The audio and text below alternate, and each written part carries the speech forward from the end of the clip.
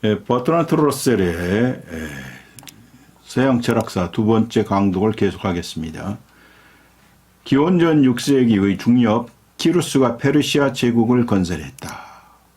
그 무렵 페르시아가 제한적으로 자치권을 허용한 이오니아의 그리스 도시들이 반란을 일으켰으나 아무 성과 없이 다리우스 왕에게 진압당하면서 각 도시의 유력 인사들은 망명자 신세가 되어 떠돌아다녔다.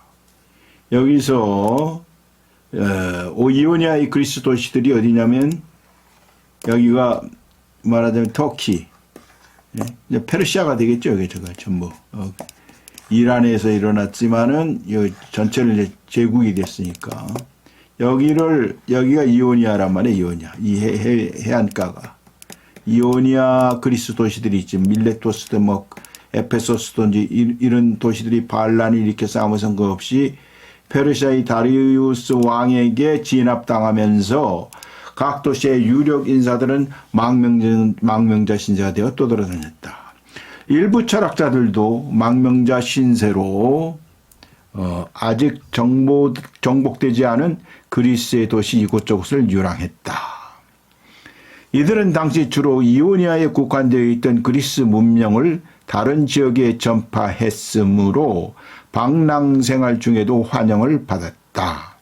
기원전 6세기 후반 한락한 철학자이자 망명자인 크세노파네스는 이렇게 말한다.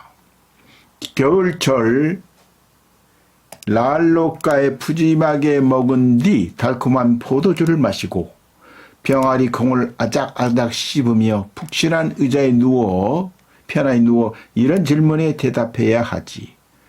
훌륭하신 선생님, 당신은 어느 고장 출신이고 나이가 몇 살인가요? 메디아인들이 나타났을 때 몇 살이셨나요? 이오니아를 제외한 그리스의 다른 지역은 페르시아에 맞서 싸운 살라미스 해전과 플라타이아 전투에서 승리함으로써 독립을 유지했으며 이후 이오니아도 잠시 자유를 누렸다.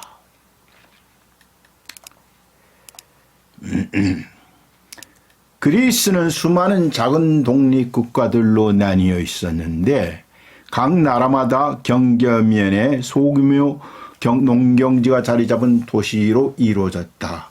문명의 수준은 그리스 세계 어느 지역에 속하느냐에 따라 많이 달랐는데 그리스 전체 문명의 성취에 기여한 도시는 소수에 불과했다.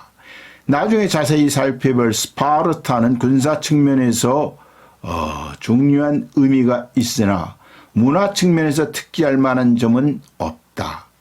코린토는 부유하고 번창한 대규모 교육의 중심지였으나 위대한 인물은 배출하지 못했다.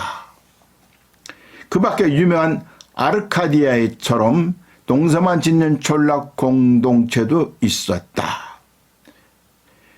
도시 사람들은 그곳에서 전원생활의 낭만을 떠올렸지만 실상은 고대의 야만적 공포로 가득했다. 촌락 주민들은 헤르메스 신과 판신을 숭배하며 풍요제도 많이 올렸는데 신상을 두어야 할 자리에 사각 기둥만 세워놓는 일이 흔했다. 농민들은 너무 가난해 소를 소유할 수 없었기 때문에 소 대신 염소를 풍작의 상징물로 삼기도 했다. 그들은 식량이 떨어져 곤란해지면 판신상을 때려 부수었다. 먼 중국의 어느 마을에서는 아직도 비슷한 일이 벌어진다. 상상의 늑대 인간들로 이루어진 부족도 있었는데 아마 인간을 희생제물로 바치고 인육을 먹는 간습과 연관이 있는 듯하다. 인간 희생 제물의 인육을 맛본 자는 누구든 늑대 인간이 된다고 생각했다. 제우스 리카이오스, 늑대 제우스를 모신 동굴 속에서는 아무도 흔적을 남기지 않으며 거기 들어갔던 사람은 1년 안에 죽었다고 한다. 이런 미신은 고대 시대에 여전히 번성했다. 이건 이제 주예를 잠시 봅시다. 주예는 뭐 책을 소개하는 거니까 넘어갑시다. 파는 원래 이름이 파온이라고 말하는 사람도 있으나 목자 혹은 양치는 자를 의미하다가 나중에 범신, all god, 모든 신이라는 거죠. 범신이란 의미로 해석된 유명한 명칭을 얻었다. 아테네인들은 페르시아 전쟁 후 기원전 5세기의 판신을 숭배하기 시작했다. 페르시아 전쟁이 뭐예요? 페르시아 전쟁은 아테네와 페르시아의 전쟁을 말하죠. 하지만 고대 그리스에는 우리가 이해한 의미에서 종교라 생각할 수 있는 경우가 많았다. 이러한 종교는 올림푸스의 신들이 아니라 디오니소스나 바쿠스에 관련이 있다. 우리는 대부분 디오니소스를 따서 불명예스러운 주신이자 술의 신이자 만치의 신이라고 생각하곤 한다. 술의 신을 그리스 신화에서는 디오니소스라고 부르고 로마 신화에서는 바쿠스라고 그러죠. 바쿠스. 주신 숭배로부터 후대 여러 철학자에게 지대한 영향을 끼친 심오한 신비주의, 미스티즘, 신비주의가 발생하고 그리스도교 신학의 형성에도 한몫을 하게 되는 도정은 충분히 주목할 만하다. 그리스 사상의 발전을 연구하는 사람이라면 누구나 이러한 경로를 제대로 파악해야 한다. 디오니소스, 말하자면 바쿠스는 원래 트라키아족의 신이었다. 그리스인들은 문명이 훨씬 뒤떨어진 트라키아인들을 야만인으로 여겼다.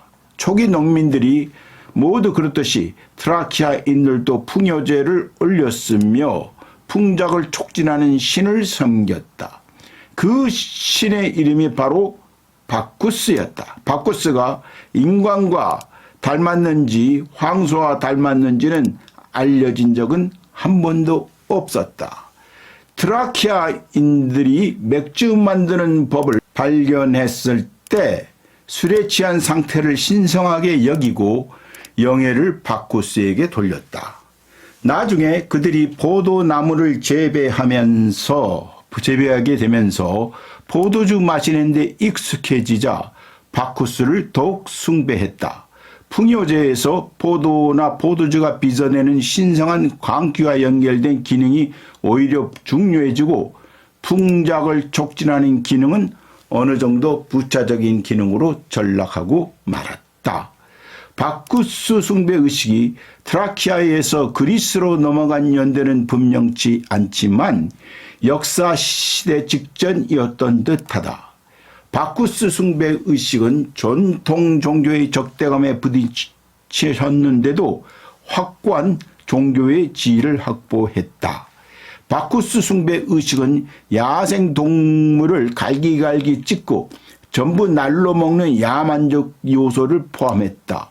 또한 기묘해 보이는 여성주의적 요소도 들어있었다. 신분이 높은 여자들과 하녀들이 노출된 언덕에서 무리를 지어 항월경에 이르려 밤새껏 춤을 추었는데 아마 일부는 술에 취했겠지만 주로 신비감에 도취되었을 터이다. 남편들은 못마땅했으나 아무도 종교 행사에 감히 반대하지 못했다. 바쿠스 숭배 의식의 아름다움과 야수성은 에우리피데스의 바쿠스의 무녀들에서 드러난다. 디오니소스 숭배가 그리스에서 성행한 현상은 놀라운 일이 아니다. 문명이 급속히 발전한 여느 사회와 마찬가지로 그리스인들, 적어도 특정 부류 그리스인은 원시성을 갈망하고 당대의 도덕이 허용하는 수준 이상으로 본능에 충실한 더욱 정열적인 삶의 방식을 동경했다. 강압에 의해 감정보다 행동이 훨씬 개화된 남녀에게 합리성은 지루하기 짝이 없고 덕이란 부담스러운 예속으로 느껴질 따름이다. 그래서 사상, 감정, 행동 모든 면에서 반동이 일어나게 된다. 사상의 측면에서 나타난 반동이 특별한 관심의 대상이지만 우선 감정과 행동의 측면에서 일어난 반동에 주목해 보자. 문명인과 야만인을 구별하는 기준은 주로 사려, 좀 더 의미가 넓은 용어를 쓰자면 예상, 미리 생각하는 거지요. forethought, 미리 예상한다. forethought이다.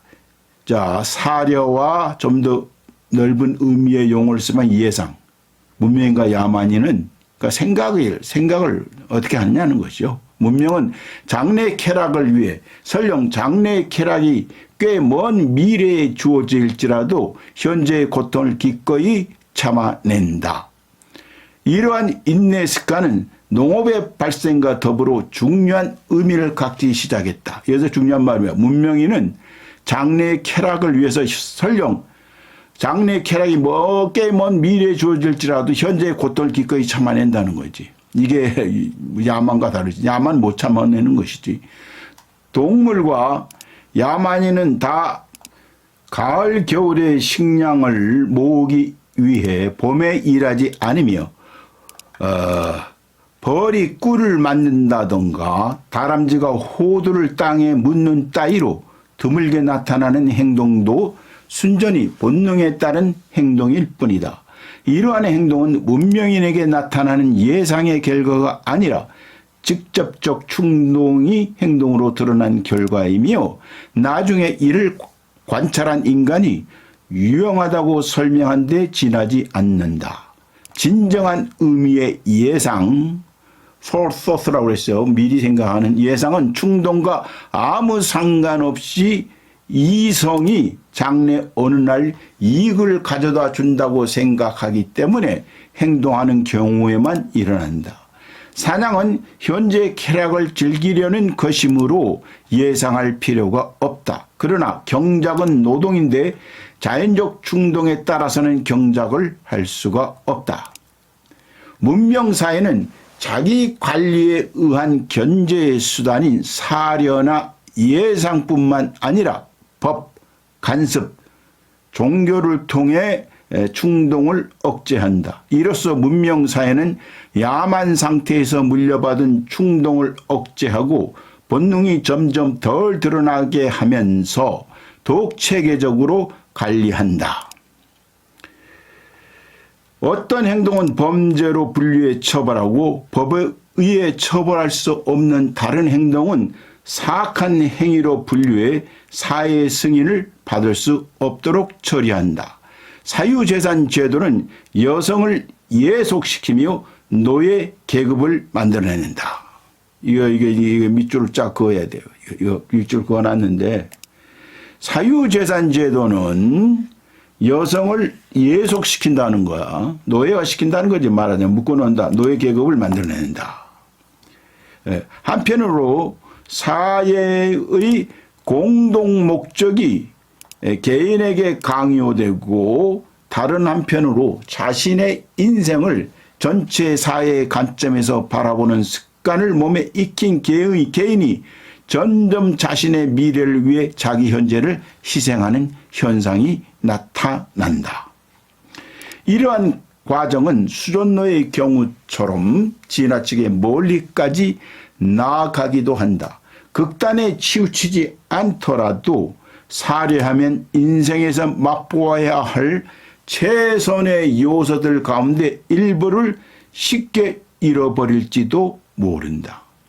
디오니소스 숭배자는 사려에 맞선 반동 세력으로 등장한다. 그는 육체적, 정신적 도취 상태에 들어가 사려 탓으로 훼손된 강렬한 감정을 회복한다. 그가 기쁨과 아름다움으로 가득한 세계를 알아보자마자 상상력은 일상적인 걱정이나 근심이라는 감옥에서 갑자기 해방되면서 자유로워진다. 바쿠스 종교 의식은 종교적 열광을 불러일으키는데 오늘 따져본 엔투시아즘이라고 그러죠. 엔투시아즘. 오늘 따져보면 신이 그를 숭배하는 사람 속으로 들어온다는 의미다. 이를 통해서 신의 숭배자는 자신이 신과 하나가 되었다고 믿게 된다. 인간이 성취한 가장 위대한 업적에는 도취의 요소, 즉 사려를 단번에 날려버리는 열정의 요소가 어느 정도 들어있다. 바쿠스 신과 관련된 요소가 없다면 인생에는 아무도 재미도 없겠지만 바쿠스의 요소가 들어오면서 우리의 인생은 위험에 빠지기도 한다. 사려와 열정 사이에 나타난 갈등은 역사를 통해 면면이 이어져 내려왔다. 그것은 우리가 완전히 어느 한편에 서기를 강요하는 갈등은 아니다. 가장하지 않고 있는 그대로 보면 사상의 영역에서 문명이란 대체로 과학과 동의어이다. 그러나 순수 과학만으로 문명을 충분하게 설명할 수 없는데 인간에게는 열정을 비롯해 예술과 종교도 필요하기 때문이다. 과학은 지식의 한계를 그을 수는 있지만 상상력의 한계를 그어서는 안 된다. 그리스 철학자들 중에는 후대 철학자들처럼 근본적으로 과학적인 성향을 나타내는 철학자가 있는 반면 근본적으로 종교적인 성향의 기운 철학자도 있었다. 종교적 성향이 강한 철학자는 직접적으로나 간접적으로나 바쿠스 종교의식의 영향을 더욱 많이 받았다. 이러한 종교적 성향은 특히 플라톤에게도 적용되는데 플라톤을 거치면서 이후 바쿠스를 숭배하는 종교가 발전할 뿐만 아니라 최종적으로 그리스도교 신학 속의 구체적인 모습을 드러낸다. 디오니소스 숭배의 원형에는 야만적 요소가 스며들어 여러 면에서 혐오감을 불러일으켰다.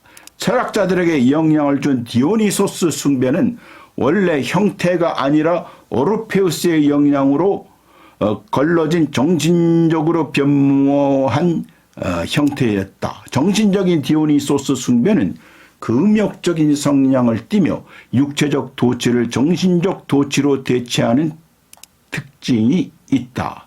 오르페우스는 실존 여부가 분명치 않지만 매우 흥미로운 인물이기는 하다. 어떤 이는 그가 실제로 존재했던 인간이라고 주장하고 어떤 이는 그가 신이거나 상상에 따라 만들어진 영웅이라고 주장하기도 했다. 전통에 따르면 오르페우스는 바쿠스와 마찬가지로 트라키아에서 전해졌다고 하나 오르페우스나 그 이름과 결합된 운동은 크레타에서 생겨났을 기원성이 더 높은 듯하다. 자, 크레타 계속하고 말하고 있어요. 여기가 그리스 본토, 여기가 말은 소아시아, 아까 말한 뭐 이오니아, 밀레토스 이런 데가 나중에 이제 밀레토스. 여기가 크레타 이 섬이 이집트와 메소포타미아의 영향을 받아서 생긴 문명이라고 그랬죠. 크레타 문명이. 이것이 나중에 이제 흡수된다. 미케네 문명. 여기에서 미케네 문명이라고 생기는데 이거하고 같이 합쳐져서 말하자면 에게 문명, 여기 에게 바다 아니에요? 여기가 에게 바다. 에게 문명이라고 하지, 그 두 개를. 이게 이제 바로 그리스 문명의 발흥이라고 지금 우리가 읽고 있는 거에서 지금 얘기되고 있는 거예요. 크레타에서 생겨났을 개연성이 더 높은 듯하다. 오르페우스 교리의 교리 가운데 이집트에서 처음 생겨난 교리가 많다는 사실만은 확실하다. 이집트는 주로 크레타를 경유하여 그리스에 영향을 주었다. 이 크레타를 경유해서 오르페우스는 종교 개혁자로서 바쿠스의 전통 신앙에 경도된 무녀들이 광란 상태에서 그를 찢어 죽였다는 전설이 전해진다. 그가 음악에 열중했다는 사실은 초기 전설 속에서는 두드러지지 않았으나 나중에 중요한 사실로 부각되었다. 우선 그는 종교 개혁가이기 이전에 사제이자 철학자였다. 오르페우스가 실제로 존재했을 경우 무엇을 가르쳤든 간에 오르페우스 교도들이 따른 교리는 잘 알려져 있다. 그들은 영혼이 윤회한다고 믿었으며 영혼은 여기 지상의 생활 방식에 따라 내세에서 영원한 축복을 받기도 하고 영원하거나 일시적인 고통을 당하기도 한다고 가르쳤다. 그들은 정결을 목표로 삼았는데 일부는 정화의식을 통해 일부는 특정한 부정을 피함으로써 깨끗해지려고 했다. 그들 가운데 가장 정통에 가까운 신자들은 성스러운 의식의 일부로서 고기를 먹는 경우를 제외하면 육식을 피했다. 그들의 주장에 따르면 인간은 지상에 속하기도 하고 천상에 속하기도 하는 존재이다. 그래서 정결한 생활을 통해 정화를 거듭하면 천상의 요소가 증가하고 지상의 요소는 감소한다. 마침내 바쿠스와 일체가 된 사람을 가리켜 한 바쿠스, 바쿠스라고 부른다. 바쿠스죠. 종교학에 다듬어진 오르페우스 교회의 신학에 따르면 바쿠스는 두 번 태어났는데 한 번은 모친 세멜레에게서 태어났고 또 한 번은 부친 제우스의 넓적다리에서 태어났다.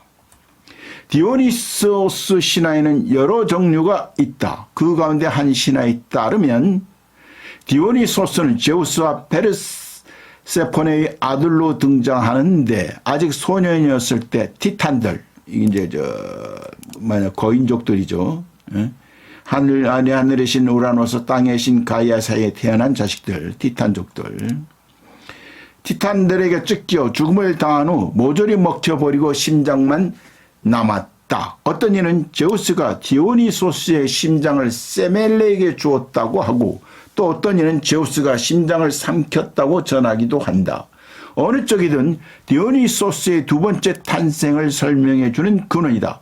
바쿠스 무녀들이 들짐승을 찢어 죽이고 날고기를 먹는 의식은 티탄들이 디오니소스를 찢어 죽이고 먹은 일을 재현한 셈이다. 또 의식에 바친 짐승은 어떤 의미로 보면 신의 화신이다. 티탄들은 땅에서 태어났으나 신의 육신을 먹고 나서 신성의 기미를 갖게 되었다. 그래서 인간은 땅에 속하기도 하고 신에 속하기도 한 존재이다. 바쿠스 전례는 인간을 더욱 완벽하게 만들어 신성에 가까워지게 했다. 에우리피데스는 오르페우스 사제의 입을 빌려 교훈이 될 만한 다음과 같은 고백을 시로 지었다. 에우로파의 틸의 혈통을 이은 군주, 제우스의 소생인 그대, 발 아래 크레타의 수백 성을 다스리고 나 그대를 어두운 재단에서 찾는다네. 산사나무와 조각된 들보, 칼리브의 강철과 들소의 피로 지붕을 삼고 삼나무 목재의 빈틈없는 이음매로 튼튼하게 만든 어두침침한 재단에서 나의 나날이 흘러가는 정결한 강이 있다네. 종이 된 내가 이다산의 조비의 비법을 전수하고 깊은 잠 자그레우스가 배하는 곳에서 서성이며 나는 그의 우레와 같은 울부짖음을 참아냈다네. 그의 붉은 피로 물들인 축제를 벌이고 데모신의 산을 불꽃으로 밝히며 나는 자의로워져서 갑옷을 입은 사제들 중 바쿠스의 사제로 불린다네. 인간의 미천한 태생과 관에 들어갈 육신에서 깨끗한 나로 태어나게 할 새하얀 순수의 예복을 걸치고 생명을 가진 고기라고는 입에 대지 않고 멀리한다네. 무덤 속에서 발견된 오르페우스 교회의 석판들에는 죽은 사람의 영혼이 다음 세상에서 길을 찾는 방법과 스스로 구원을 받을 만한 존재임을 증명하기 위해 필요한 지침을 적어 놓았다. 깨져서 온전한 석판은 별로 없지만 가장 온전한 석판에는 이런 식구가 적혀 있다. 나는 하데스가 뭐예요? 죽음과 지하의 세계를 지배하는 신이에요. 나는 하데스의 집 왼편에서 샘물을 발견하리라. 그 옆에 하얀 삼나무가 서 있으니 이 샘물에 가까이 다가서지 말라. 기억의 호숫가에서 또 한 샘을 발견하리라. 차가운 물이 솟아나고 그 앞을 지키는 파수꾼에게 이렇게 말하라.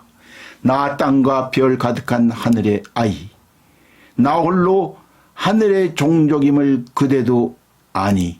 보라, 나 목이 몰라 죽게 되었는데 어서 기억의 호수에서 솟아난 차가운 물을 달라. 그러면 파수꾼이 그대에게 신성한 샘물을 마시게 할 터이니 다음에 그대는 영웅들 가운데 왕이 되리라. 또 다른 석판에는 이렇게 쓰여 있다. 만세, 고통을 참고 견뎌낸 그대. 그대는 인간에서 신이 되었네. 또 한 석판에는 행복하고 축복받은 그대는 죽지 않는 신이 되리라. 라고 적혀 있다. 죽은 자의 영혼이 마시면 안 되는 샘물은 망각을 일으키는 레테. 그리스 신화에서 나오는 기억의 여신 뮤지의 신어머니 레테. 그리스 신화에 나오는 망각의 강이죠, 참. 그리고 강물이 일으키는 레테의 강물이다. 죽은 자의 영혼이 마시면 안 되는 샘물은 망각을 일으키는 레테의 강물이다. 여기서 알레테이아, 그 진리라는 말이 나온다고 그랬죠. 알레테이아. 이게 레테야, 레테. 망각에서 깨어나는 것. 망각. 그러니까 잊혀짐에서 잊은 것을 깨우치는 것. 그것이 진리라는 거야. 망각에서 깨어나는 거야. 강물이다. 다른 샘물은 문해모시네. 즉 문해모시는 망각이 아니고 오히려 기억의 여신, 뮤지신의 어머니다. 레테와 반대죠. 그러니까 기억의 강물이다. 문해모시네. 영혼이 다음 세상의 구원을 받으려면 망각해서는 안 되며 반대로 자연의 한계를 넘어선 기억력을 유지해야 한다. 그러니까 기억이라는 게 이렇게 중요한 거야. 기억을 되살리고 하는 것, 이런 것이 그렇게 중요한 거야. 그러니까 오르페우스 교는 금욕적인 종파였다. 말하자면 오르페우스 교에서 포도주는 후대 그리스도교의 성사와 마찬가지로 상징이었을 따름이다. 그들이 추구한 도치는 신과 일체를 이루는 일종의 종교적 열광으로서 도치를 통해 일상의 평범한 방법으로 얻을 수 없는 신비로운 지식을 획득할 수 있다고 믿었다. 이러한 신비적 요소는 피타고라스를 통해 그리스 철학에 유입되었는데, 피타고라스는 오르페우스가 디오니소스 교의 종교개혁가였던 것처럼 오르페우스 교의 종교개혁가였다. 오르페우스 교의 특징은 피타고라스를 거쳐 플라톤의 철학에 유입되었고 플라톤을 통해 어느 정도 종교적 색채를 띤 이후 대부분의 철학 속으로 스며들었다. 바쿠스를 숭배하는 종교의식의 특징적인 몇 가지 요소는 오르페우스 교의 영향권에 속한 전 지역에서 나타났다. 그중 하나가 여성주의 색채인데, 여성주의는 피타고라스의 사상 속에 더욱 짙게 나타나며 플라톤의 철학 속에서는 여성들이 정치적 측면에서 남성과 완벽하게 동등한 권리를 가진다는 수준까지 나아간다. 피타고라스는 성의 섹스의 측면에서 여자들은 본래 경건함과 더욱 가깝게 태어났다고 말한다. 바쿠스 교의 특징에 해당하는 다른 요소는 격정을 존중하는 태도이며, 그리스 비극은 디오니소스 교의 의식에서 생겨났다. 에우리피데스는 특별히 오르페우스 교의 중요한 두 신, 즉 디오니소스와 에로스를 공경하며 두 신에게 모든 영광을 돌렸다.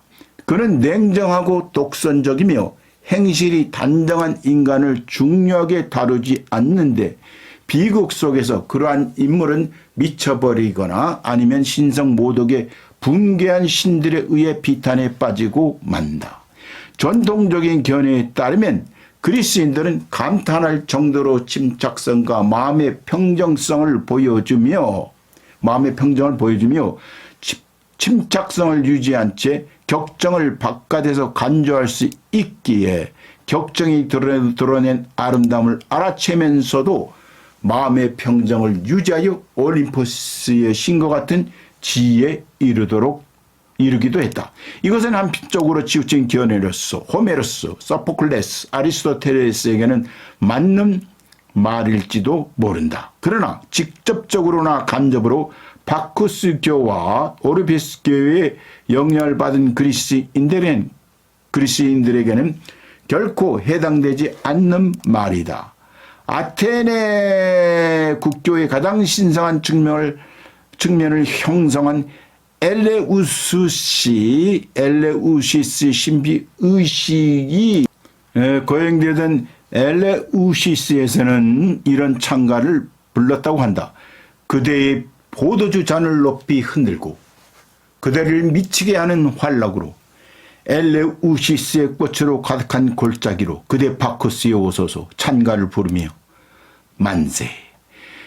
에오리피데스의 바쿠스의 무녀들에서 바쿠스 무녀들의 합창은 시적 요소와 야만적 요소가 결합된 형식으로 나타나 침착성이나 마음의 평정과는 정반대에 속한다.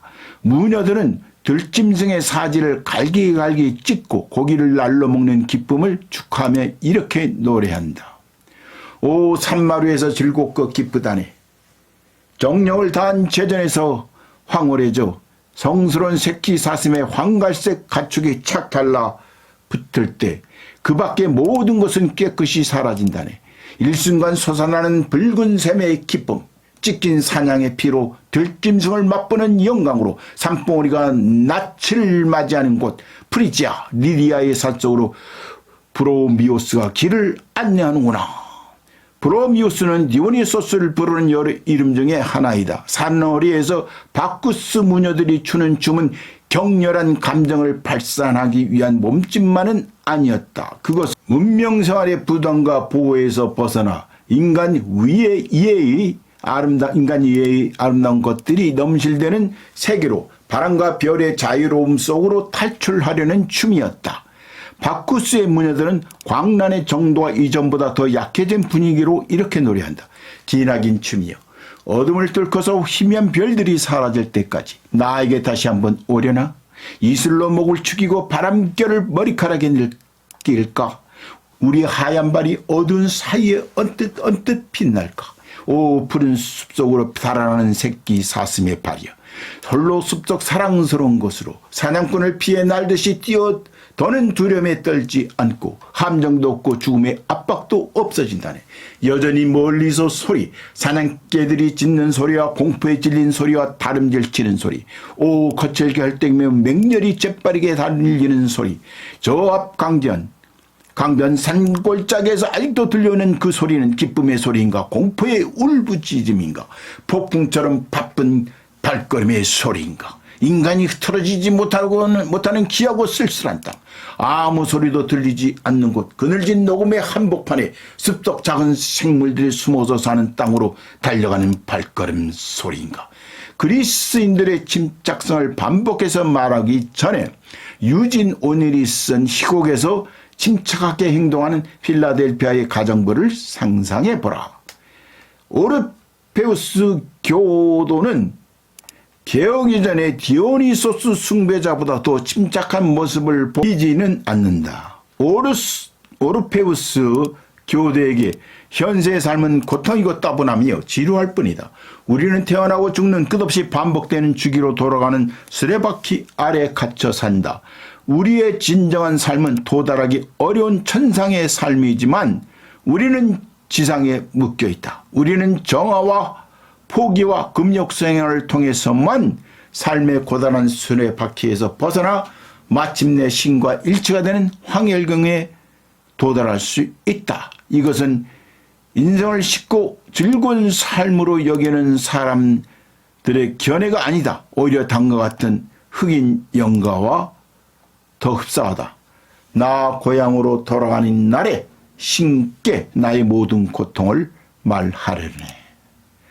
그리스인들은 전부는 아니지만 대부분 정열적이고 불행했으며 지성이 인도한 길과 열정이 인도한 길에 몰려 자신과 싸우고 천국을 생각하는 상상력과 지옥을 만들어내는 고집센 자기 주장으로 갈등과 분열을 겪었다. 그들에게는 어떤 일도 너무 지나치지 않게 하라는 격언이 있었다. 그러나 실제 삶에서 그들은 순수 사유의 측면에서나 시나 종교나 도덕적인 죄 같은 모든 면에서 지나치게 행동했다. 위대한 업적을 남긴 경우에 한해 그들은 바로 지성과 열정을 결합함으로써 위대해졌다. 어느 하나만으로는 그들이 변모시켰던 만큼 다가올 모든 시대에 이르도록 세계를 변화시키지 못했으리라. 그리스 신화에서 보면 원형 신화는 올림푸스의 제우스가 아니라 불을 천상에서 훔쳐내 인간에게 전해준 대가로 영원한 고통을 받는 프로메테우스이다. 오늘은 제 두 번째 강도는 여기까지입니다. 프로메테우스다. 그리고 여기서부터 그래도 만약 그리스인들이 전체적 특징을 보자면 여기서 세 번째 강동을 합니다. 네, 두 번째 강동은 조금은 약간 지루했어요. 지루한 것도 독서의 한 과정이니까 이걸 참아야 됩니다.